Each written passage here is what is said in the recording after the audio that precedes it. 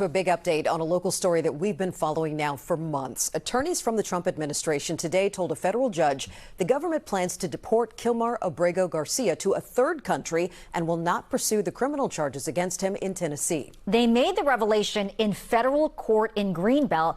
The judge said she wants the details of the government's plan under oath and ordered a new hearing for later this week. News 4's Paul Wagner was in the courtroom for that hearing and brings us the very latest.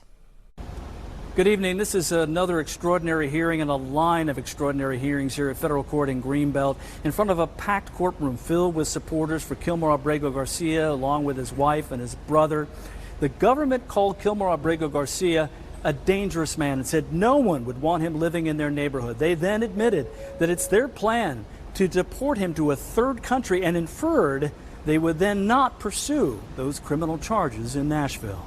The three Department of Justice attorneys seen leaving court here today told Judge Polizini's the plan was to deport Kilmar Abrego Garcia to a third country, but they had no details on how that would happen.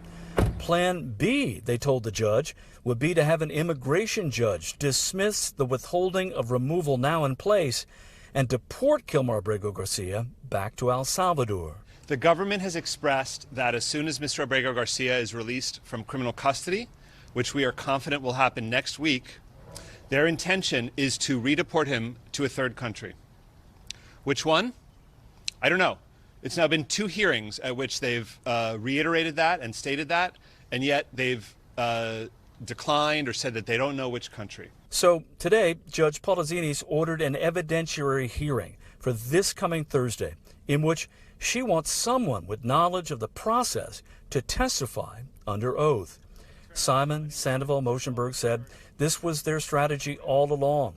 The government wanted to place Abrego Garcia in ICE custody when he's released on the criminal charges in Tennessee.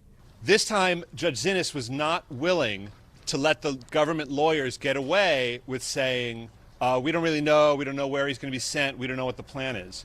And so what she ordered is that on Thursday afternoon, a Department of Homeland Security official is going to have to come before this court and answer questions and tell the court what the actual plan is for Mr. Abrego Garcia. The next hearing in Tennessee on the criminal charges is scheduled for a week from tomorrow.